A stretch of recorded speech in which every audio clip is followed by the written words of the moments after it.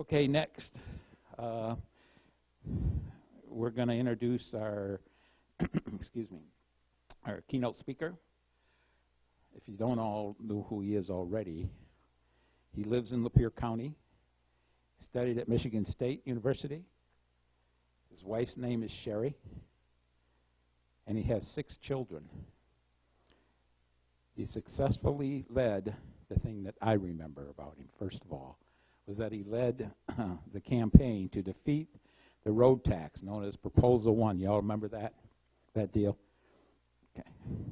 And although that worked, it didn't work.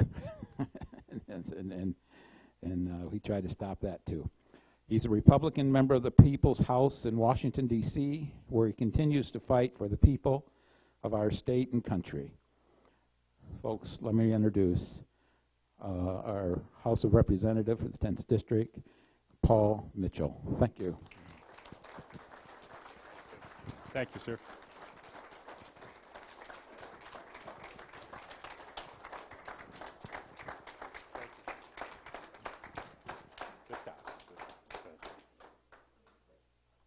It's embarrassing enough to go to meetings and people go, Congressman, no, it's just Paul, really still, it just still is. Let me do a couple of updates about things going on in Washington.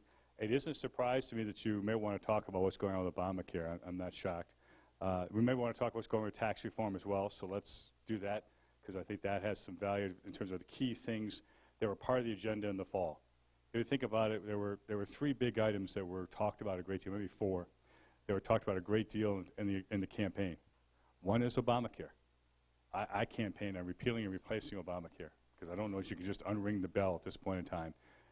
It's so messed up we have to take some actions, and we'll talk about that is. The other was dealing with our tax system, which is an absolute nightmare, 74,000 pages long. No one's quite sure if they get them right. It's kind of this Ouija board, and you kind of hope to get them right. And it's not fair to many people. It truly isn't. Another is infrastructure, and the fact is that our infrastructure in the United States is crumbling, and we're not investing in it as we spend money on all kinds of other things. Another one is what we do about immigration, what we do about a wall, which may be part of infrastructure, but is a critical issue. I want to talk about those things where we're at on those, and we'll spend time, we'll limit the time so I can answer questions, because it's important as me babbling at you. I'm sorry, I work at it. If I did it without the microphone, it'd be better. I coach years of hockey. I'll just scream. It's fine. No, I'll behave. You'll throw me out of here. I was talking to a couple of people here about what's going on in Washington. And turn off your TVs. Seriously. Just turn them off. Especially CNN, MSNBC, or even Fox many days. It's not what you see on TV. I invited a couple of people that were kind of talking about the discord in D.C. Anybody wants to come out and spend some time, come visit? A great deal is done in Washington. They like to talk about the things we fight about. 85% gets done in a voice vote or a roll call vote. It's bipartisan. There's a handful of things we fight about, and we fight about them pretty strongly. But it isn't the hatred that you see on TV. What you see on TV is truly disgusting. It's demoralizing if you let it get to you. It's not true. It simply is not. Let me give you an example. Today there was a discussion in the Detroit Free Press. We were asked about a different bill on health care, on Obamacare. We were asked for a statement yesterday. We did a statement for them. We sent it to the Detroit Free Press. They needed it by a certain time. They acknowledged they got it. They then published an article in the Detroit Free Press in which a number of members of Congress, including myself, had not responded according to them, and they had question marks, question marks, question marks. When are you going to be a big boy? I had a response for that. It's not printable. There's a gesture that came to mind. See my staff in the back of the room going, oh, God, please don't. You know, and then they said, oh, we'll print a correction. I'm still not sure the correction's printed, but it's already been put out. Now, is anybody shocked that the Detroit Free Press would do something like that? They can claim mistake all you want. I have little faith in them at this point in time. Even when you respond, you get that kind of behavior from the media. It happens on both sides. So let's talk a little bit about what we have accomplished. Today I spent the day up in Sandusky. They're expanding, business expanding there. In fact, their biggest problem is twofold. They can't find skilled help for the jobs that are opening up in Sandusky. And believe it or not, there's no working class, middle class housing in the community. They can't house people. Even new police officers they hire, One of them is staying in a trailer at the trailer park because they have to live within 20 miles of the city because they can't find a home. We're not talking about buying one. We're talking about renting something. Now, that's good news. There's been 630,000 jobs created in the United States since the beginning of January. Anybody talk much about that? Here's even better. 95% of them are in the private sector. They're not government jobs. We've seen plenty of those over the last 8 years. We saw some in the previous couple of years. Let's be honest about it. 95% of the new jobs created since January have been in the private sector. And you know what's happened? All of you, whether you want to think about it or not, have money in retirement that is money in the stock market. Today, the stock market hit another new high. It's almost at 22,000.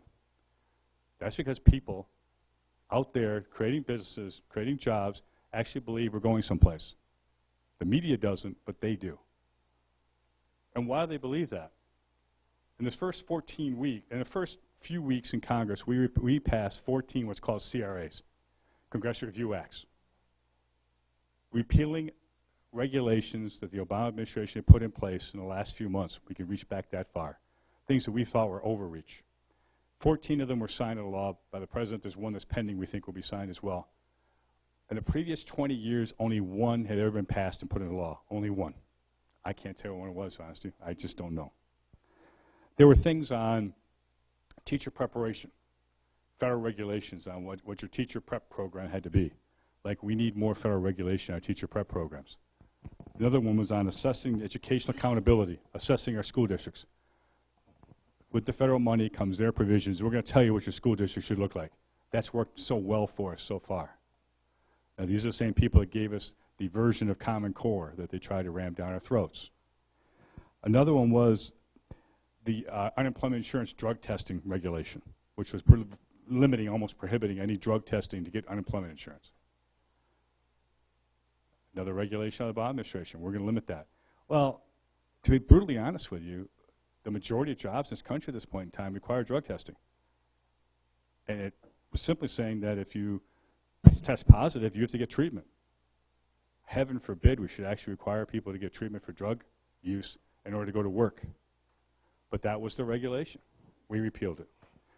Another one was a regulation was in place that required the Social Security Administration to turn over to the background folks for guns if someone requested on someone else to help them on financial issues. Like my dad, who passed away in December, but I was helping him for years in terms of his checking and managing his financial situation. They want all that information turned over because that could be used against them having a firearm of any sort. Now, my dad may not have been real good at how he invested his money, but he wasn't nuts. He wasn't incompetent, but that was going to be used against him. There's only one of there's 14 of them that will tell you where they're at. Those were done the first few weeks.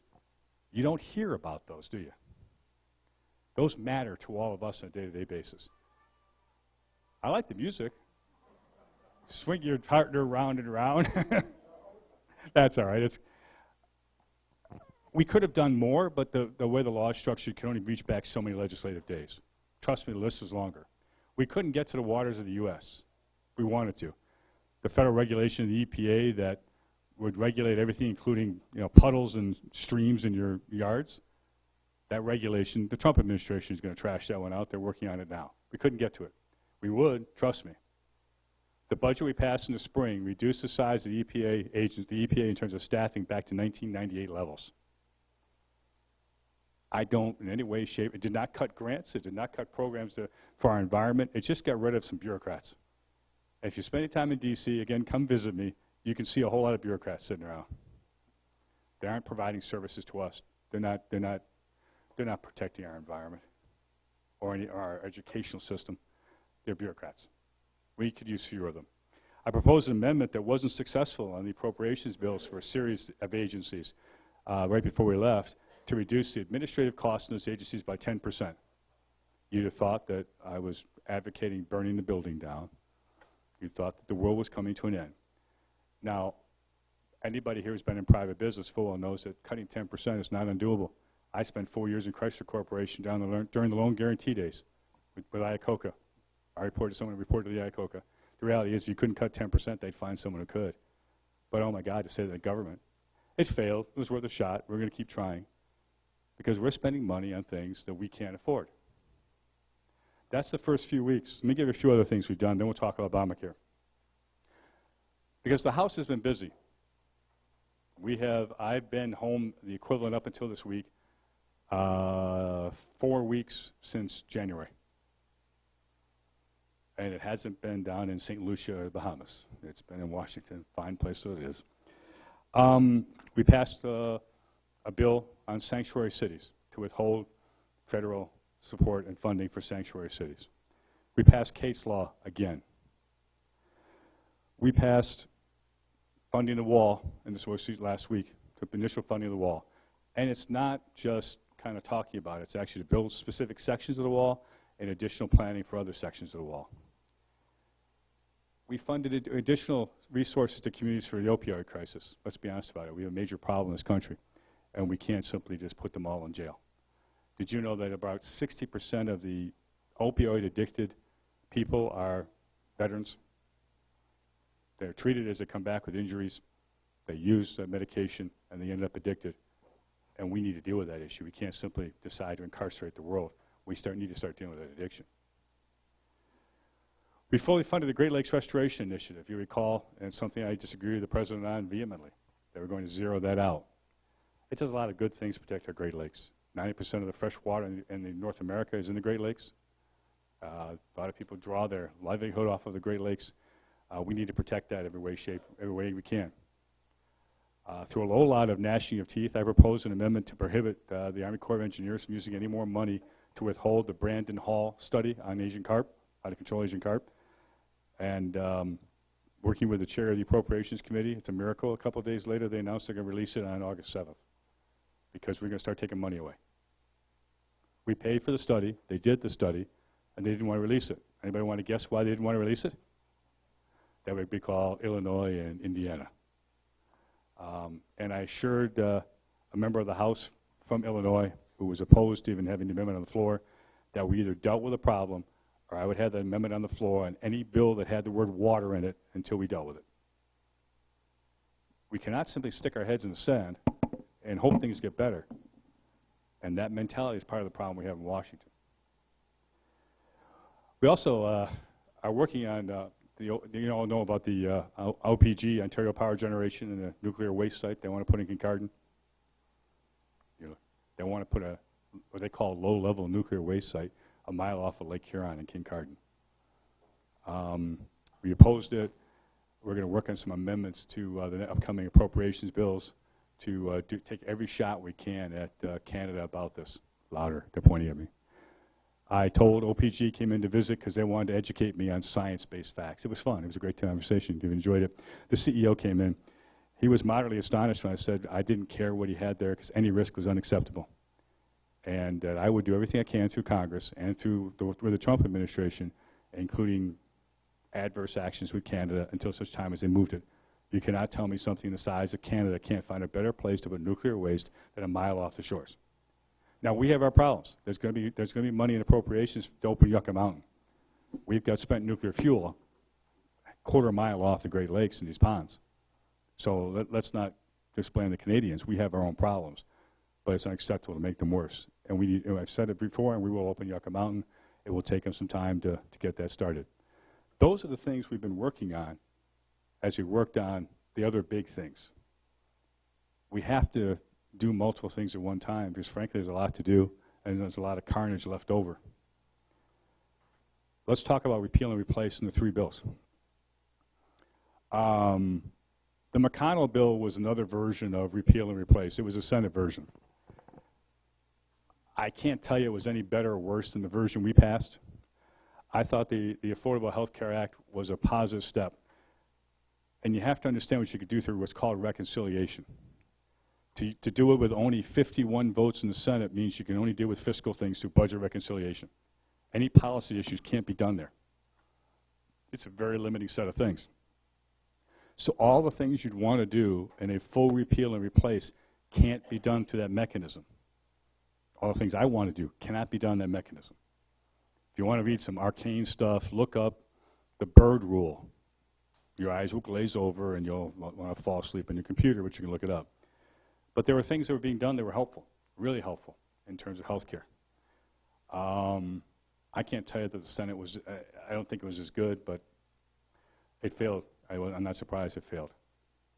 The full repeal was simply an exercise in entertainment. Because to be very blunt with you, there isn't enough backbone over there to pass the full repeal because of the backlash.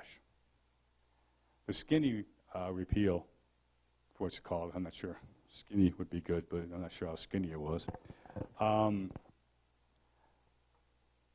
We supported in the House passing that in the Senate so we could get it to conference. Conference would have been a bipartisan process.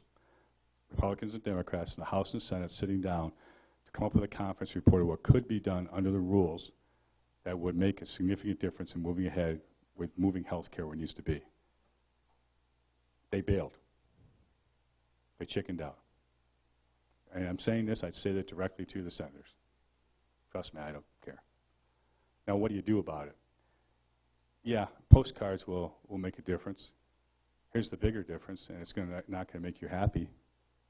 You have a United States Senator that's up for re-election in 2018. Debbie Stabenow has offered one piece of meaningful contribution to anything you care about on the agenda I just outlined to you. Not one.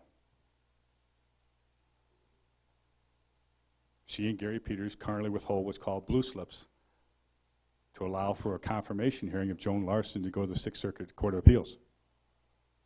Now, she may not be their politics, but even the staff at the instructional staff, the professors at the University of Michigan Law School, which isn't exactly a bastion of conservative thought, say that she's highly qualified and should be confirmed. They're playing politics with it. Meanwhile, we're short people, we're short judges in the appeals court. They may not like the idea of repeal and replace, but if they want to do something else, they could offer it. They could have offered it as an amendment. They could have supported it to go to conference. So any conversation, if they have bipartisan ideas, if you believe that, I have bottom land in Florida to sell you. Their idea is if you delay it long enough, they can gain control of the House or Senate back, and in 4 years, they can get a new president. That's their idea. They drag their feet long enough, and frankly, drag us to the gates of hell, and for doing so, they'll win. You have no idea the extent of phone calls my office has gotten, never mind letters, some of which aren't printable, from people that aren't part of our district. Some are, many aren't, over this issue. I assure you that I will only vote to effectively repeal what can be repealed of Obamacare through the mechanism that's available and replace it. I've done so. I will do so every time.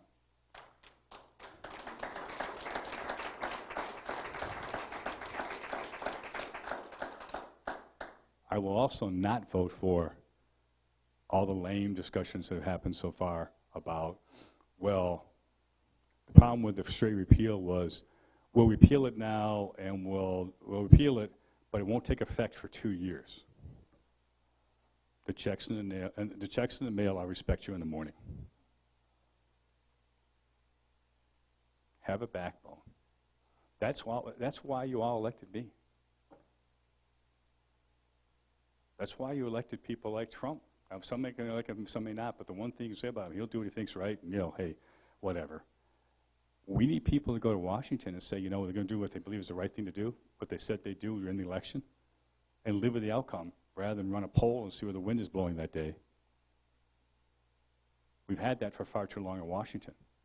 It's governance by polling, governance by worrying about the next election, not governance by what's good for the country. So, despite what the Senate says, that they hope health care is going to go away, it's not. There's a number of bills that have been put in the House. I'm working on one with a bunch of freshmen that are going to be repealing and replacing. It's not going to go away. So I suggest that your postcards to the esteemed senators are, if you think it's over, it's not. And we're going to nag you until we get something done that makes a difference for the country, because the current health care system is not sustainable. You can't afford it in terms of your taxes or your premiums or your deductibles, because all of them are going to be hit, and it's going to get worse, and it's going to accelerate. One other comment on health care. All of you saw the CBO or heard about it, I'm sure, that 22 million people were going to have their health care ripped away from theirs. paint hands. If you read the detail of the CBO report, 16 million of those people were going to make a decision that they didn't want the health care because they had a choice. Imagine that. We'd give people a choice. In America? No, we don't mean that. 16 million was the estimate that would simply drop health insurance if they didn't have the individual mandate. And by the way, right now there's 6 million people not covered. The number is almost identically the same. If you watch the media, oh my God, 22, 23 million people are going to lose their health care. No, they're going to choose to pay for their health care and not pay for your stupid insurance or pay the penalty. I met today with a group in Sandusky, a group of people that work in business and business people. 3/4 of them have decided that they're going to not pay and pay the penalty or run the risk and see if they're caught because they can't do it anymore. That number astonished me. Quickie on healthcare, quickie on taxes, and then we answer questions. And this right after Labor Day, we're going to start in earnest on a bill on tax reform. We have been working on it in the House for months. By working on it, 2 weeks ago I was at a dinner with the Speaker, Kevin Brady, the Ways and Means Chair, and a bunch of other members talking about what should be in tax reform. We've been working on it since the second week I was in Congress and went to a leadership team meeting to talk about what should be in tax reform. Here's the basics that are key. It will be simpler. The majority of people will be able to file their taxes on a 5x7 card. By majority, 85 to 90%. The majority of people will have deductions for home interest. Now that may be limited depending on how much your mortgage is. There may be a cap put on that. I can live with that, to be honest about it. They'll increase the standard deduction for families. There will still be a charitable deduction. Other than that, that's it. That's your taxes. Tax rates will be lowered. Same thing for corporations. Get rid of all the special doohickeys, the special deal if you get oil under 3 rocks over this side of the room. And actually simply have a tax code that says, here's what you made, here's what you paid in terms of capital expenditures to get equipment, expense them right out of the gate rather than this crazy depreciation schedule, here's your taxes. Now they'll be more complex in terms of filing, but that's their taxes. Because one of the things that we all believe is the tax system isn't fair. We believe there are a variety of people, a variety of companies, and frankly some wealthy people that have all kinds of little special places they hide money. And they don't pay what we pay. The other thing will be in there is something that makes it far flatter for people so that in fact we'll get rid of the estate tax, otherwise known as a death tax, which impacts a lot of small businesses, farms, mid-sized businesses. Those are the emphasis we have as we go forward with the tax plan. What you've heard about the border adjustment tax, some people may have heard it about changing our tax system and taxes, stuff that got imported and exported. As we got into that more and more, this isn't politically correct, but my wife got me a pair of socks on them. It says, Ringmaster of the Shitstorm. And that was about what it was as you started talking about that one. The border adjustment tax becomes a massive issue to get accomplished, so we're going to walk away on that. It's simply not easily achieved in our economy these days. That's doable in the fall. I would expect the House will get that out in the fall. Now someone's going to ask you, what's the Senate going to do about it? And if you know what the Senate's going to do about it, I suggest you take some money. We'll go with you. We'll go to Vegas, and we'll lay down bets. If we get it right, we're going to be really rich because what the Senate does any given day, as you talked about earlier, is not easy to figure out. Let me stop. I probably talked long enough, and let me answer some questions. I think that's the big parts. Okay. Okay, if you would, raise your hand, and we'd like you to speak in the mic so it'll go on the thing and when we put it out there. Okay, I'll start back here. Ladies first. Thank you. Nice to see you here tonight. I certainly, as I start questions, I don't mean to be disrespectful to you in Do me a favor, any... give me your name. It helps just have... Julie. Julie, thank you. Yep. But you started talking about, which I thought was fantastic, turn your TV off. There's work being done. You see the bickering, but there's other things. But I have heard you several times kind of generalize, and One of them was about my field that I've retired from. I was a public school teacher and really proud of that work in my life. And you said, you know, teacher prep and what schools should look like, and you see how that worked for us so far. So I felt like that was kind of a generalization. When I finished teaching, I was at Lapeer West, and I remember taking a couple minutes with students at the end of the school year because I had some seniors in the class and said, I'd like to see and talk to seniors to see what you're doing with your lives as you go forward. And I would say that of the 20 seniors in that class, 19 of them were going on to college, community college, had plans. There was only one person that didn't have a plan necessarily. So I felt like we keep talking about the failing public schools, but here's a situation, and I reminded the students, you are part of success because you're moving forward and you'll continue to get educated. So I just wanted to throw that out there because I feel a little defensive about my life's work, as you would about your work as well. Let me stop you there. It's not criticism of teachers. Okay. Two things. One of which is I believe that education should be fully choice. Now, we may disagree on that. That's fine. We can talk about that. The second of which is the imposition of federal mandates was my point. The federal mandates on how it is we prepare teachers and teachers' requirements, how they should be prepared across the country. The idea that we should have federal standards on how school districts are assessed for effectiveness. We're going to have bureaucrats in Washington decide that. I'll live with, and I think is best, to have local school boards make those decisions. Have parents make those decisions. We spend more than any other industrialized, developed country in the world on K-12 education, by far. And our children graduate, in terms of skill set, somewhere between 23rd and 25th in the world. There's a problem with it. Multiple problems. One of which is all the money that we put out in Washington, as an example, they spend on, first they take money out in Washington for bureaucrats, then they take money out in Chicago for the regional office, then they take money out the state, and by the time you get the money to the school district, there's as much as 30% of it spent on bureaucrats. My preference is to block grant the money to the states and let them decide how best to allocate that to the state, to the school districts, and what the application of that to the school district. We put more money in the classroom and frankly spend less. The system is screwed up, and until we change the system, we're not going to get what we want. Which is, I don't even care about the testing. It's young people prepared for college or prepared for a career, and not spend weeks on end getting ready for a test that frankly they're going to forget couple weeks later. And that's what we currently do. You and I would agree on some of that and disagree on other parts of it.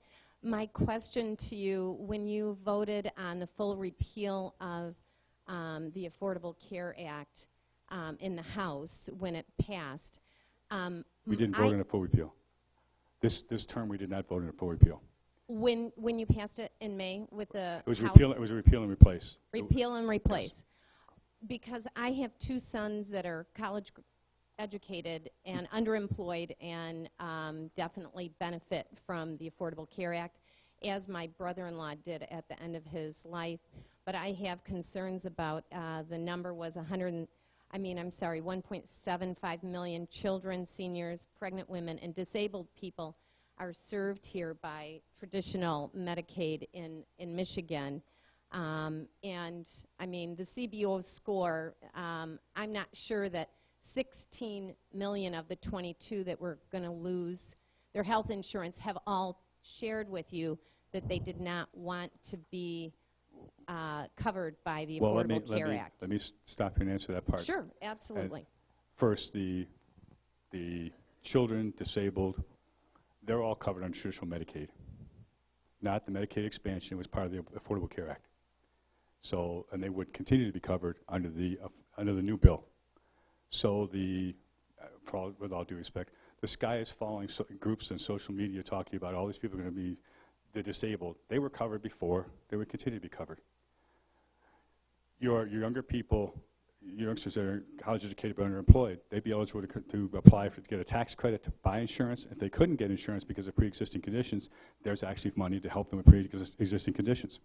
It targeted money on those that had needs rather than the current system, which is destroying it as we speak. There are entire There's 90-some counties in Iowa that have no provider right now. None. And that happened long before the world of Trump suddenly crushed them. One other comment for you in terms of your social media. You can't say the CBO numbers matter at one point, then say, no, they don't over here. The CBO is a CBO. We all live with them. I think their numbers some days are out of the world, but if you're going to argue the CBO says 23 million people are going to lose their insurance, then the other part of that says 16 million are going to choose not to have them. You can either throw the whole number out, but you can't parse it one way or the other. Let's be fair about it. Okay, next question. One more back here. Hi, Dan Sell here. I have one. I want to make some comments about Obamacare, and then I have another thing more for response from you. Obamacare. The last couple elections we've had people. I've not voted for anybody for repeal and replace. I voted for people to repeal it. I want insurance brought back to the way it was before. I'm tired of paying for people that either don't work or don't want to work to have better insurance than I have. Muslims don't have to pay because it's a gamble. You eliminate Obamacare, government-mandated insurance, you eliminate that problem. They don't want to pay for insurance? Good. They can pay for their own care, not get a free ride in it because they don't want to pay for it because of their religion. And it doesn't go from just Muslims. It goes for any other religion that would have the same ideology. They don't want to pay. Let them not get a free ride. Let me answer the first part of your comment there, okay?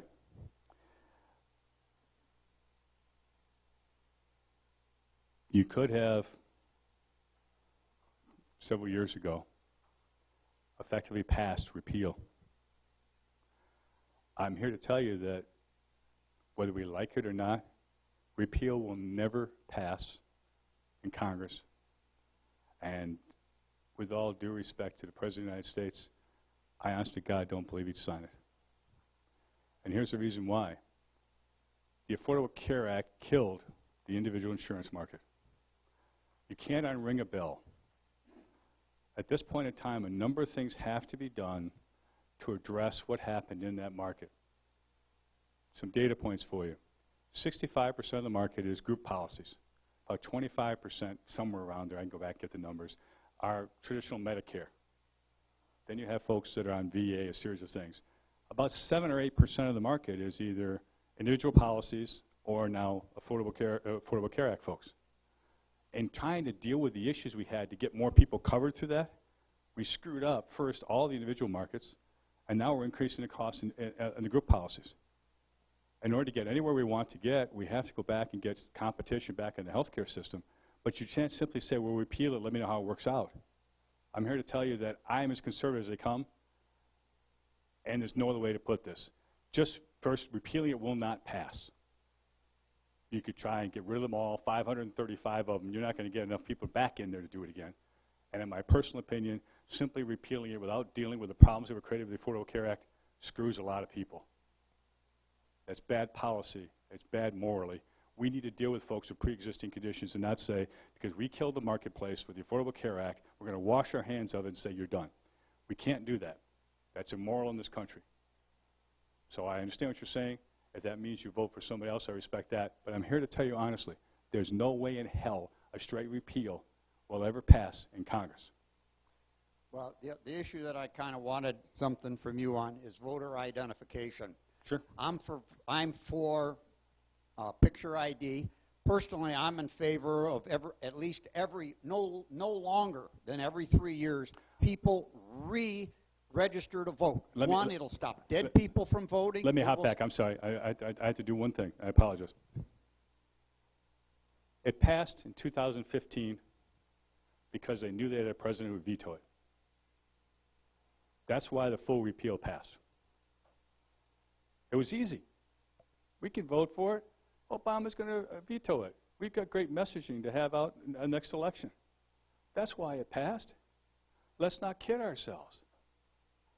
So when I say it's not going to pass, a full repeal won't pass so long as the possibility at the other end of that thing that's going to be signed into law and the repercussions that exist after that become real. There's no way that happens. So I wanted to clarify that because I don't want it misunderstood in some other discussion. There's a way to fix health care. I think it can be done, but we have to do that with some sense about impacts. I'll go back to your question, but I wanted to clarify what I meant by that. Okay. Voter ID. You have to have you have to have ID to Sure. buy beer, tobacco, but yet suddenly it's a great imposition to have a picture ID to vote. I think everybody should have to re-register no more than any 3 years. One, it eliminates dead people voting, people that move. You had cases in the last election where people, in some districts, more people voted than were registered to vote. Oh, but there's not a smidgen of corruption in the voting. Yeah. That's crap, too. That's okay, I'll throw it right here. Thanks. Well, I support voter ID laws. Now, there's a variety of versions of it. I don't see what the problem is to have some version of ID to prove that you are you, so they can go on the voter roll and say, that's you. There's a variety of options in terms of ID. There's a variety of court cases on it. Some have been successful, some not. Some states have things in place. I think we need to see what the courts will ultimately do with it. And part of that, it'll end up being the Supreme Court. Let's be honest about it. We may end up with another Supreme Court justice. There's a lot of discussion. We'll have another departure in the Supreme Court before the fall. We'll see. I think Gorsuch is a great replacement for Scalia. I truly do. Just to see what he does. Okay, I think there was a question here. Hi, thank you for coming tonight. And Your thank name, I'm you, sorry? Tim, I'm Beth Little. Hi, Beth. And thanks, Tim, for the invitation to the community. I'm actually from Lapeer, Indivisible. I don't know if you know Lorraine, if you remember Lorraine, but anyways, I have a lot of questions. But my main one. With due respect, you're limited to one, so someone else can get in. So Right, pick I your know. one. He had two, but okay. Pick your one.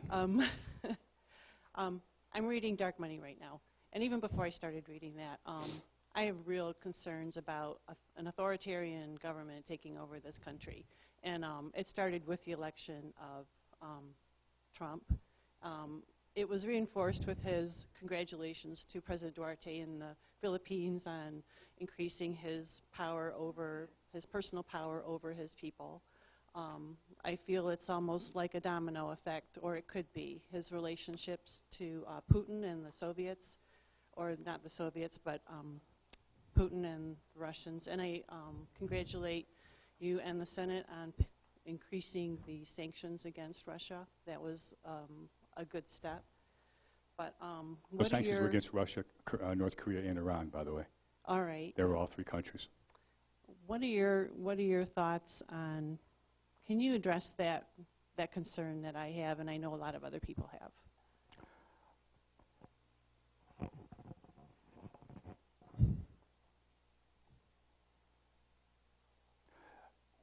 We can't. Yeah, we can't seriously believe that this is the first time that Russia or any other nation tried to interfere in our elections or influence our elections. We know better. And by the way, I'll guarantee the United States has tried to influence elections overseas in a variety of countries, for better or for worse. Is that something we should do? I don't know. Do I think it's going to stop? No, it's not. There are 3 investigations going on in the House. There's 2 or 3 in the Senate. I can't tell you how many. That tells you how much of a 3-ring circus it is about Russia. And my personal opinion is it needs to be looked into, but the daily drama about it is a distraction from getting done the things that are the priorities I talked about earlier. We have things to do.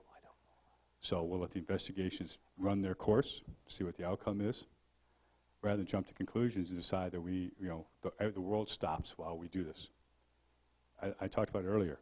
We've got a serious problem in health care. We may not agree how to solve it, but anybody want to ride this mule into the ditch and see how it works out? Our tax reform system is brutal. Our infrastructure is crumbling. We can go on from there. Meanwhile, we can sit here and fiddle while Rome burns or deal with it. We're trying to deal with it while the investigation is going on. One other point I'll make for you.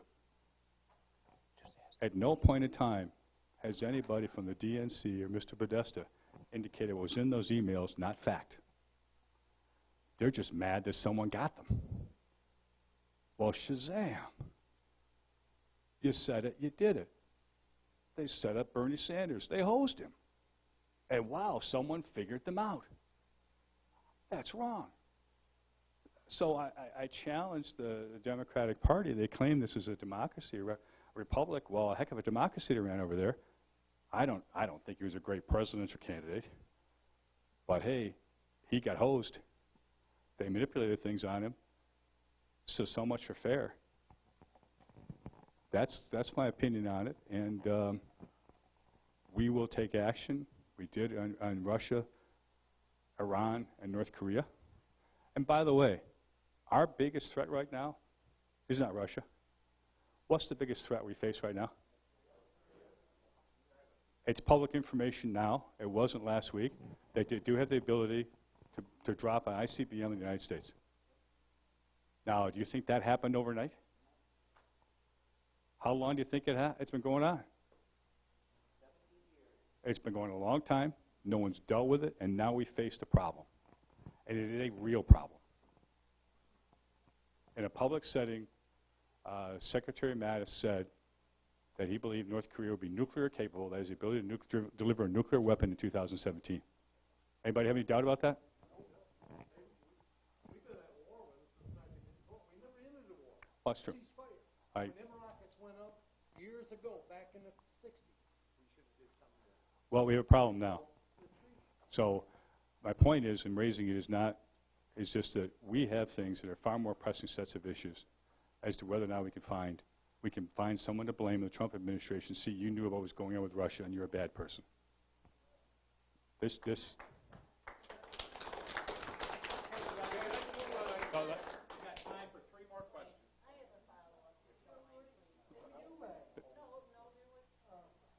Let her go, Tim. It's not just that you don't. It's the whole idea that you can use intimidation, that you can use graft, that you can buy favors. It's the whole way that their country is run that I see. Do you honestly believe that, with all due respect, Trump does believe in that way? do you know, I was through the FBO, which is the private, hangar in West Palm a while back. Just went through, said hi. I was wearing my congressional pin, and they get people through there. Said, oh, who are you? So I was talking. Said, oh yeah, Donald Trump was through during the campaign. Said hi. Then the woman said, Hillary Clinton's through here. If you look her in the eye, they'll fire you around here. She gets mad. So you want to talk about intimidation? You want to talk about special money? Let me finish. You had your say, and I had mine. I'm not talking about Hillary. Yeah, it doesn't matter. She was the standard bearer for the Democratic Party in the last election. She's the person that was nominated to run against Donald Trump. Now, I say Donald Trump is a saint. Lord knows, heaven forbid, no. But let's call it for what it is. I spent now 7 months in Washington. It is full contact hardball. They will use whatever dirt they can on anybody. I mean, you talk about dark money. When you want to talk about getting money out of it, questions then, talk to the unions about taking their money out of it, then we'll talk. Because they've done it for decades.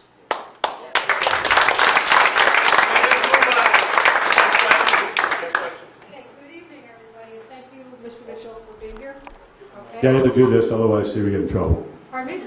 Oh, yeah. Got you.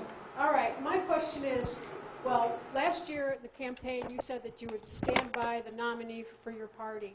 And I wonder if in your mind there is a line beyond which you will not cross with Mr. Trump. Have you established where it is that you will not follow? I said during the election that I stood by the policies he was putting forth. I supported them. I talked about trade. I talked about our debt. I talked about a series of things. I talked about a border wall. I think it's needed. We need to protect our borders. You'll note that data says that illegal border crossings are down significantly since Trump took office. Guess what? Call enforcing your laws. Imagine that. Some people are looking for, if he says this, we no longer support him. I don't support everything Donald Trump says. The same thing, I don't support everything that Mitch McConnell says. I don't support everything that Ted Cruz says. I'll go through a list. There are days I don't support what Paul Ryan says. That's not my job. My job, what I took on as responsibility is to try to explain to people when I ran for office what I would do in terms of the policies and things. Repeal and replace, go through the list. We talked about it. Deal with education in terms of Common Core and all those things. So in fact, federally mandated education would cease. We'd actually do it locally. I can go through a list. It's on my website. I would do those things. I explained it in as much detail as I could. And I have done those things. And for some of them, I've taken heat. I do not work for Donald Trump. I do not work for Nancy Pelosi. Heaven forbid. I have a bill right now on college transparency that's jointly sponsored in the House between myself and Jared Polis. Anybody know Jared Polis? He's a Democrat from Colorado running for governor. He couldn't be more liberal if you tried. By the way, in the Senate, it's sponsored by Orrin Hatch and Elizabeth Warren. The College Transparency Act, about college information. Now, yes, I will readily admit when we talk about it and say, yeah, or, Senators Hatch and Warren, I have to take a deep breath because Elizabeth Warren and I don't agree on a series of things. But the things we do agree on, we're going to work on. So let's not conflate working on policies like infrastructure, all the things we're doing that are priorities of the Trump administration with carrying Donald Trump or anybody else's baggage. That's not my job. I didn't sign up for it. The policies he's working on, I support, and will do so in the House. Those that don't, I will do something else like I did in the Great Lakes Restoration Initiative. He wanted to cut it and zero out the funding. That's not happening right now. So let's make the distinction. Because what some people are trying to do in some of the groups is see if they can get people lined up that if he says this, you'll oppose him because we want to get as much opposition to the president as possible. And part of that is so we don't do anything for the next several years. I have a news flash for folks. Everything we can get done between now and 2018, we're going to do. Okay, let's try another question. Hi, Mr. Mitchell. Hi, how are you? My twin and I are known as the troublemakers of Lapeer. That's why I asked you what you're doing. Okay, I'm gonna throw you a curveball. Oh, I don't want to talk about Obamacare, taxes. No, that ain't gonna work. There's a program for that. I want to talk about the vets. Sure. My brother-in-law is a passed-away vet that got the worst care through the Veterans Administration that I've ever seen. Never thought I'd ever see it. Now, it comes out that President Trump, who's got a backbone, decides it's time that the transgender, he wants to stop that. I don't care what your personal opinion is or feelings are. My opinion is our military is not for the transgender. You want to join the military and then change your sex, get a dishonorable discharge. Let me stop you. Two things, because you got two things going together. First, Veterans Administration. Donald Trump began to address the issue within the Veterans Administration after we passed the Veterans Accountability and Reform Act, which allowed for restructuring of how they deal with problems. And the Secretary Sherkin, has either terminated or put on suspension pending action about 500 people in the Veterans Administration. People that have demonstrated that they misserved veterans, which you should have done, which should have been done in the last administration. They earned the benefits. People died and didn't get health care. So they shouldn't have jobs at the best. My opinion, flogging may be in order, but that's apparently not legal in this country anymore. On the transgender issue.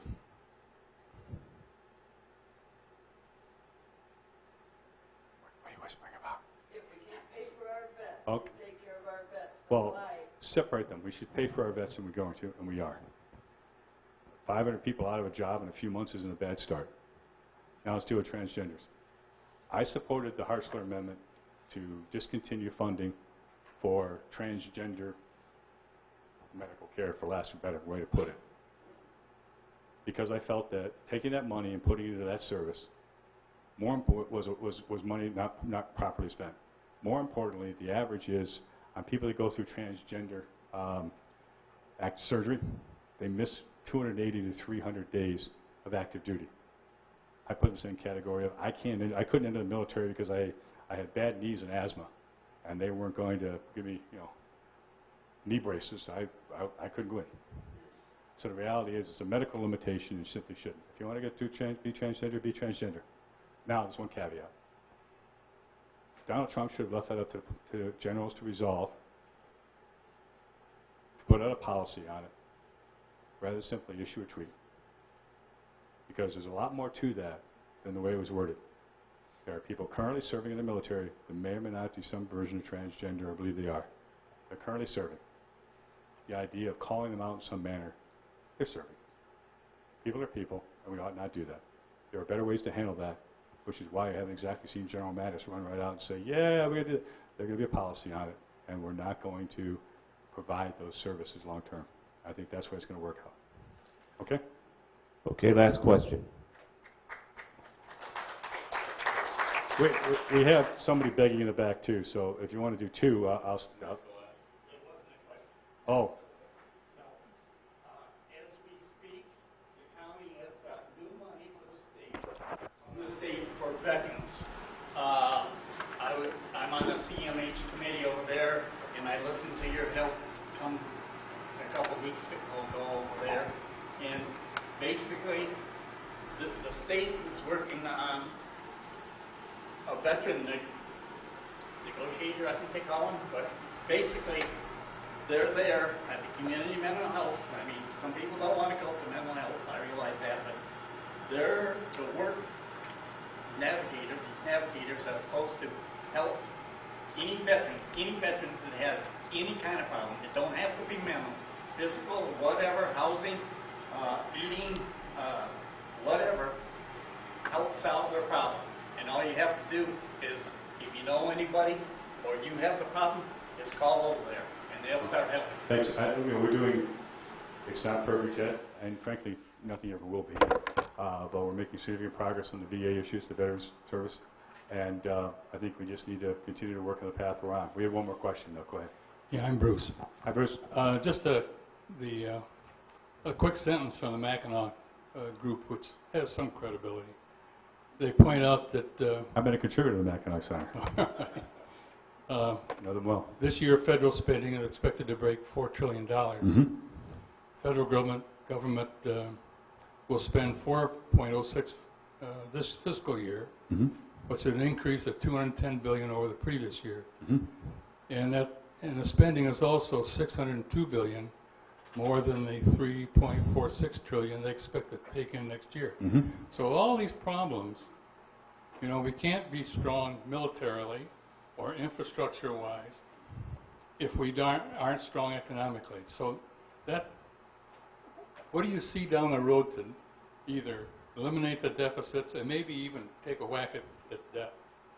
Well, I think, you can't eliminate the deficit and the debt until you do two things. You can get the deficit under control short term if you get enough growth. It doesn't economic growth. And we're getting better. Pardon me? We can balance the budget. But it doesn't, let me finish, it doesn't solve the debt. And that varies too much year to year. Right now we're at 2.6% growth. We really can't get above 3%. We need to get close to 4% until we do tax reform and deal with some regulatory issues. Then we can get there. We can get back to routine growth. That doesn't solve our long-term problem, because our long-term problem is not even just our growth rate. It is the rate at which our entitlements are growing. And that was one of the important things of the AHCA that passed the House. It was the first major change in an entitlement in 45 or 50 years reduction. I'd have to go back and look, because it reduced the operating costs of Medicaid. It block granted them to the states. It put limits on them. People were astonished when one of the provisions of the bill is that it had a work requirement, that you had to either work, look for work, go to training for work, but to be blunt with you, you couldn't sit in your doofus and get covered at our tax dollars. Well, I don't think it's such a radical idea. To actually have drug testing for eligibility. Now, if you test positive, you get treatment, but no, you couldn't be a drug user and sit there and be covered on the Medicaid expansion program. Now, that's not such a radical thing in the world for most of us. Now, some people, trust me, I joined my Facebook page, they think we're terrible people, but we're all paying for it. We can go to other things that need to be addressed.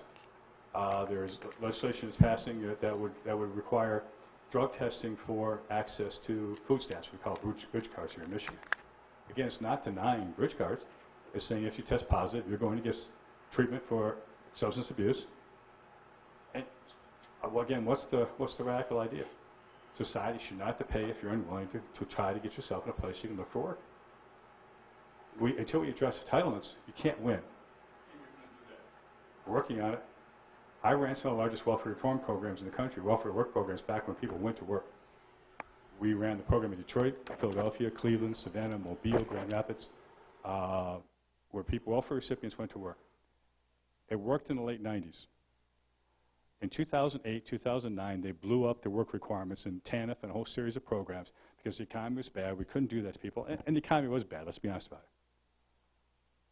But they never put them back in place. They never put them back in place. There are so many waivers that states and localities have not to have people look for work that they're nearly meaningless in many areas. Start with that, then we'll get into full-scale welfare reform. And we got to call it something else, frankly. I don't know. I mean, you say welfare reform and people get a cold shiver up their spine. I have no desire to see people that are out of house. I have no desire to see people that don't have food. But I do have a problem with seeing people that are unwilling to help themselves get up and do that. My dad built trucks in the line and sometimes worked a second job driving a tow truck. My dad was a functional alcoholic and went to work every day. I'm the oldest of 7. My standard is if my dad can drag his, and I wasn't a mean guy, I don't want anybody to have that impression, but if he can drag his butt out of bed, out in the morning, work the day shift, and then sometimes work an afternoon shift on a tow truck, and still have an issue with drinking, then I think more people could just work. How hard is it? And I had that standard, you know what? I learned to work from my dad and my mom, and he went to work. We can't sustain people that are unwilling to help themselves for whatever sets of excuse they may have at that day. Well, you have 2 problems. One is you've got a problem with the incentives in the system, and they're screwed up sometimes, where they're better off on public assistance now than they used to be, than they are working. The other problem you have is we're not creating enough jobs. You've got to do both things. To tell people they have to get a job, but then there are not jobs out there is inhumane. That's ridiculous. We have to do both things for it to work. But we have to have a system that says public assistance of any, it's a safety net. The way I described it before is we agree as a society that people should not be homeless, without food, without ability to take care of themselves, in order to help them take care of themselves.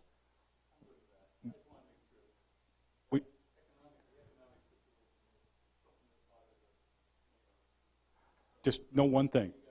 For every dollar we borrow right now, by the time it's paid off by our children and grandchildren, it will be $1.27. And that's assuming the interest rate doesn't change. I went to school in economics and public policy. We get to $25 trillion of debt or any major change in the interest rate, and things go boing in a hurry. Okay?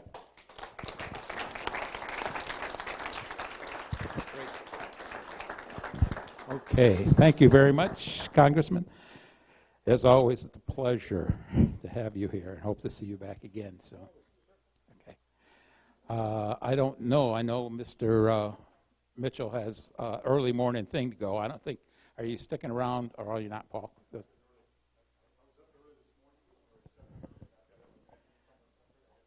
You have a good night. Thank you. Let's give him a hand.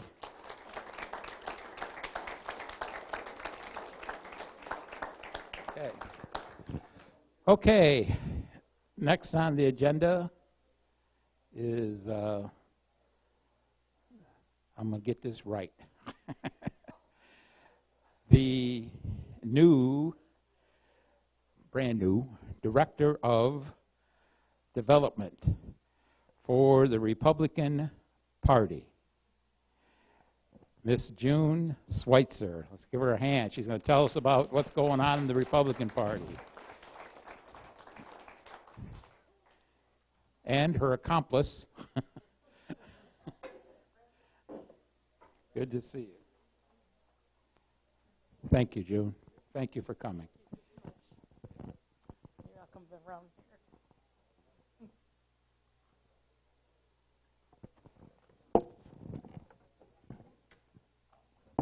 Well, first of all, thank you for having me. My name is June Schweitzer, and I am the Director of Party Development with the Michigan Republican Party. So thank you again for having me, Tim. And just real briefly, because I see we're running a little bit behind. So what I just wanted to let you know, what the Michigan Republican Party is doing right now, is we have really, we're laying the groundwork, and we are really active with strategic plans and hopefully successful, and we will be successful for victory for our 2018 cycle. With that said, in my position, I'm working around the entire state, offering resources and tools to all the counties in this great state, whatever it's going to take to win 2018. Basically, Michigan Republican Party, we're here to elect and help elect Republican candidates, and this year we are also here to beat Debbie Stabenow. Yes. So we're working hard. So with that said, part of our development is Brendan Miller here.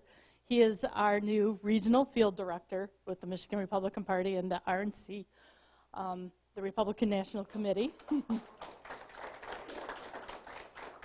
And I'm really happy to have Brendan in this area. He works the 5th District and the 10th Congressional District. And so I'm going to throw it over to him in just a minute because he's going to explain what he is going to offer, he wants to do, what he has been doing in these districts and for the win. The next thing I just want to bring up too, and just to kind of remind you all, is that we have a Michigan Republican Leadership Conference. And right now, we're still taking registrations. It's $125, and that gets you in everything up in the island, in Mackinac Island. We're going to have very good guest speakers from nationwide, national. Ronna Romney McDaniel, our RNC chair, will be up there to speak. So I highly suggest that you, if you can, attend and join us. It's a great place to meet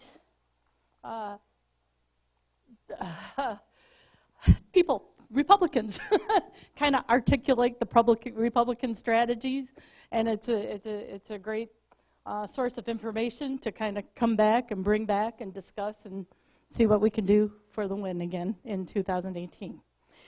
So, without further ado, I am going to have Brendan Miller, our new regional field director, talk to you all. So, thank you. Thank you. Hey, Kevin, can you hear me in the back?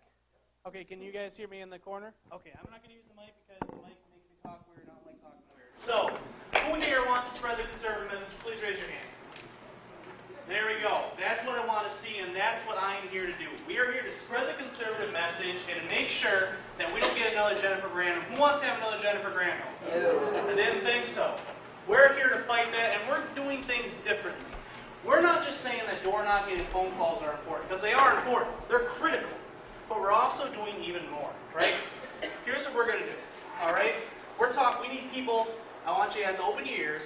And if you hear something that interests you, let me know. Come up to me. Talk to me after the meeting. I need all of you to come up here and talk to me if you're ready to spread the conservative message. Are we ready? Yeah. Goodness. Yeah. Come on. Are we ready to spread the conservative message? Yeah. Thank you. We need people helping canvassing. We need people help getting ready to knock doors. We need people ready to help make phone calls. People who are confident on the phone. People who can lead other people. We need people who are good on the computer, who can input data, who can keep track of lists. We need people who can help with petitions to make sure that the people in Washington hear what we say here in Michigan. We need people who can get around, who can not drop yard signs off when we get yard signs. I'm sure everybody wants a yard sign, right? Well, we need somebody to deliver the yard signs as well. We need people for faith engagement. So if you are involved in a local church or you're deeply involved in the faith community, let me know. We want to get more meetings at the local church. We want to hear you. Youth engagement. If you guys want want more help getting the youth involved. That's what I've done for a number of years in this county, and I want to continue to do. So we need people who are going to be involved in that. Rural engagement. We need to get the farmers involved. We need to go to the co-ops. We need to talk to these people and say, what do the farmers want? What can we do to help get the farmers out to vote? Tea Party engagement. Surprisingly enough, if you guys are interested in getting people in the Tea Party involved, not just here in this county, but across in different counties as well, because there are Tea Parties across this state and across my region. And finally, business engagement. If you own a business, or you used to own a business, or you know the business community with the Chamber of Commerce, we need to get the business community involved so we can continue to keep the economy up and running. Because let me tell you, small businesses especially is the lifeblood of counties like ours. Am I right about that? Right. And for too long, small businesses have been forgotten about by the Democrats and the liberals in Washington. We want to stop that. We want to stop Debbie Stabenow. We want to stop Debbie Stabenow, and we want to stop another Jennifer Granholm. And let me tell you, the Democrats, the person who they're cooking up, looks a lot like Jennifer Granholm when you look at the issues. She's worse. So, exactly. So, if any of you are interested in helping out and doing any of those things I listed off, and I'm sure everyone out here has heard something that kind of ticks a little ring in their head, let me know. I want to sit down. I want to have a one-on-one with you. I want to figure out where you came from, what got you involved in politics, what makes you tick when it comes to politics. I'm interested to meet and talk with each and every one of you, and I'll turn it back over to Tim. Well, Thank you. wait, One more thing. So here's our resource, right? What's your, you have your information? Oh, yes. I do not have my cards. They're just coming in. So if anyone wants to take my number down right now, if you guys have a pen or cell phone, my phone number is 517-449-8045. Once again, 517-449-8045. Or my email is even easier to remember, bmiller@migop.org. Now, like he said, we need you guys. There's enough Republicans and enough voters out there to vote Debbie Stabenow out. Okay? You guys need to help us get those voters at the polls. So we need all boots on the ground. We need all of you to help us out. Okay? So that's who you're going to see. Brendan is going to be that guy that's going to help put those boots on the ground. And you guys, we need you, or else we lose. All right? Thank you.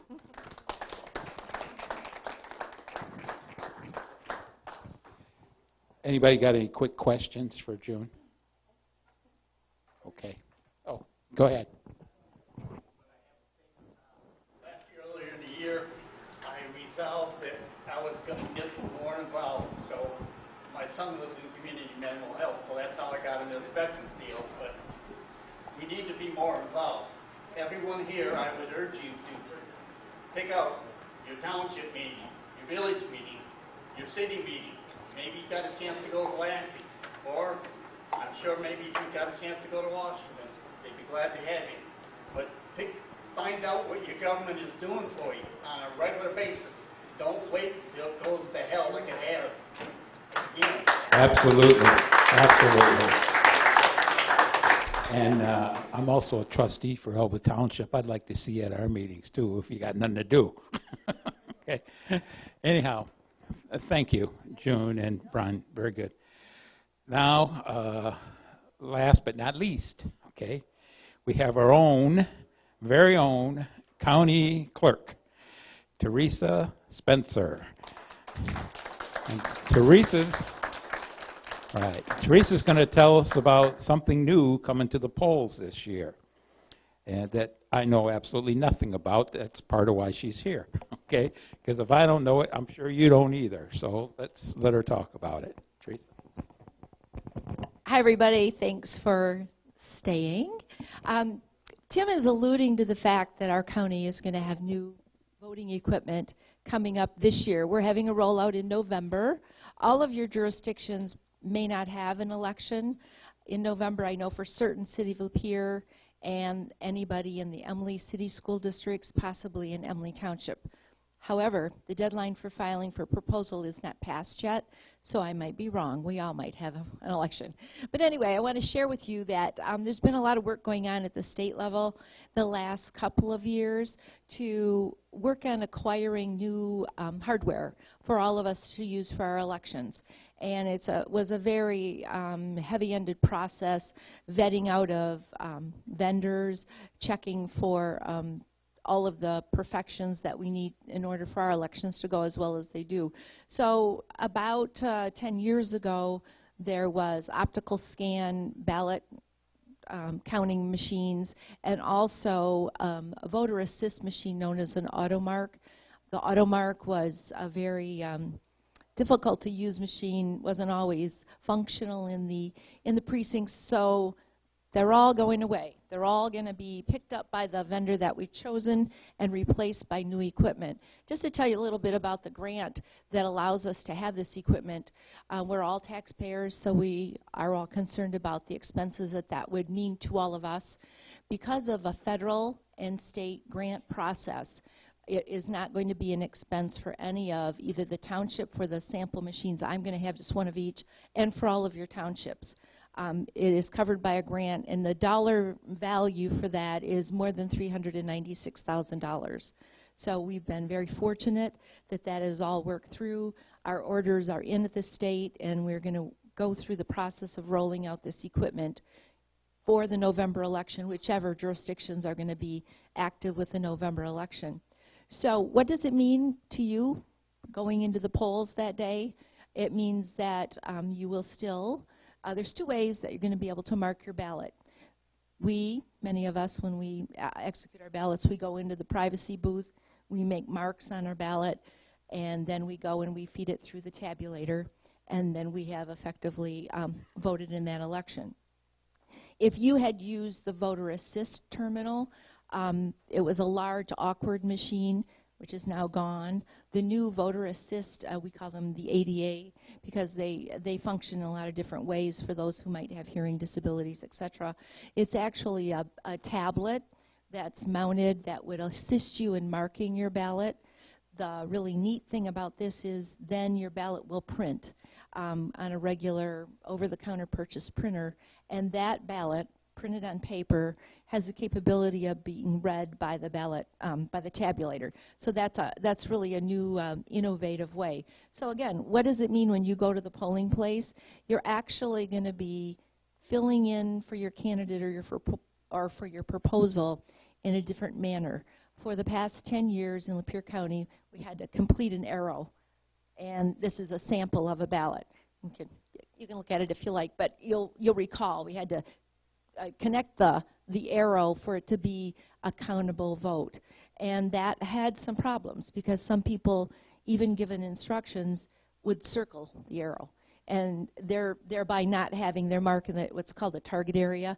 So there was a lot of need to consider that. The new voting equipment is going to be ovals, so it's going to be a little more intuitive to fill in the oval next to, again, your candidate or your proposal choice. What's really neat about the new ballot counting equipment is that it's, of course, 10 years newer in technology. It is going to have the ability to what they call adjudicate the vote as it goes through, and also scan the ballot as it's transacted through the ballot counting, through the tabulator. This is after any identification of who we are, who the voter is removed from that ballot. So do not be concerned that any of your private vote will be ever disclosed, because you know now when you go in to vote, there's we call it the stub with the number on it, is removed before your ballot is fed through the tabulator. That will still be the case. So there's no identifying function to hook the ballot to me, the voter, but what it does is it really alleviates a lot of question in the event of a recount or how the actual ballot has been counted. So we're really looking forward to this new technology. It's exciting, and yes, it's a change, but from the voter standpoint, it's going to be pretty much the same. You're going to transact your ballot, and you're going to put it through the tabulator. We do have that new functionality of the ADA piece where there'll be a tablet you can actually use to mark your ballot if you wish to do that. So it's going to be exciting. It's going to be a change, and we're going to be real busy between now and November, let me tell you. Are there any questions? Yes. On these new machines and technology, is it still traditional? They bring the townships and the precincts will bring you the results, or are these over the internet, or how do they get to where they're supposed to go? Excellent question. I'm glad you brought that up. We have traditionally had the local clerks bring physically all of the election returns once they've wrapped out their election to us physically to the courthouse. For the time being, that will continue. However, I'm hoping that within the next year and a half, we can move to electronic transmission of those results, so that when, say, Mayfield Township has completed all 3 precincts, they're going to actually use an encrypted flash drive to send those results directly to the courthouse. Realize that any of those results that night are all unofficial until the local County Board of Canvassers have had the opportunity to review all of the documents from that election. So when we get to the point of doing that more modern transmission of those results, that's all through encryption, very secure. I know that's a concern. For many people, it was in the November election that there was some way that our election results were in some way tampered in the state of Michigan. That could never happen in Lapeer because we truly were doing it all by hand, and they were bringing them in. And again, a separate board called the County Board of Canvassers reviews each and every precinct return. So there's a lot of levels that are required by state law to keep our elections very correct and reportable to the state when the Board of Canvass is finished. Thanks for bringing that up. Yes? And the machines are not in any way connected to the internet, correct? Correct. That's a great point too. In some jurisdictions in the state, those tabulators might have an external modem that would allow them, when the election was concluded, to transmit returns. But in Lapeer County, we don't have consistent internet coverage, and that's a more expensive route. So always trying to keep costs in mind. We're not using external modems, and correct, they're not in any way connected to the internet. Yes?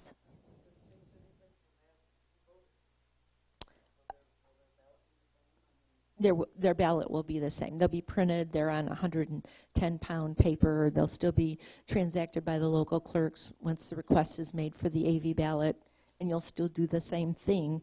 We are expecting that the new tabulator will be more able to count each and every AV ballot.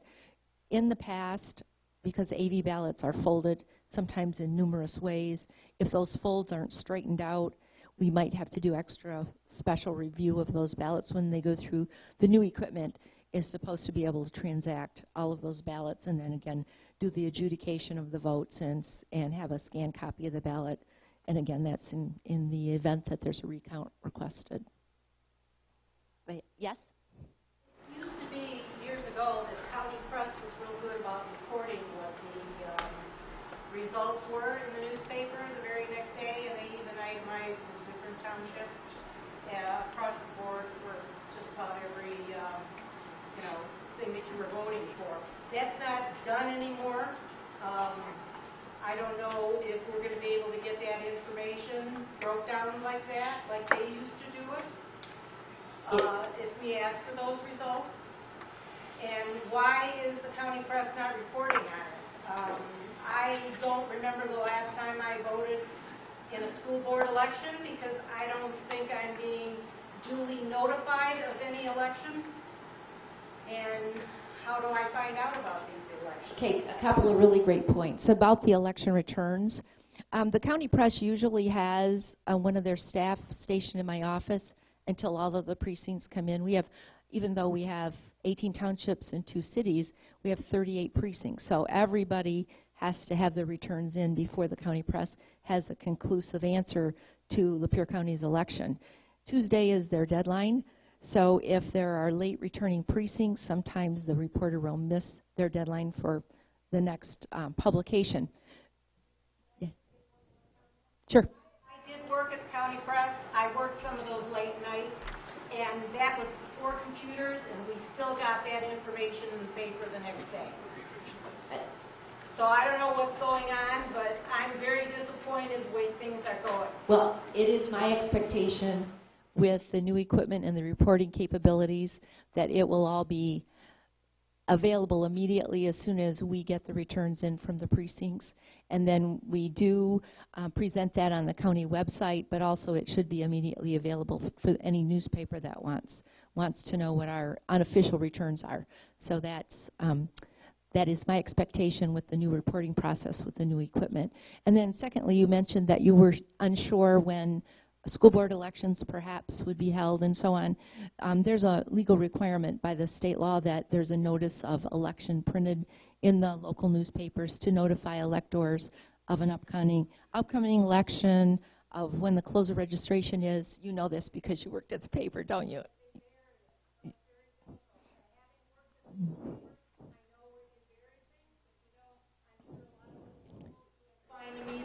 Yep. Well, we still put them in print. There was a push a couple of years ago to only put them online, and my point is not everyone has access to a computer.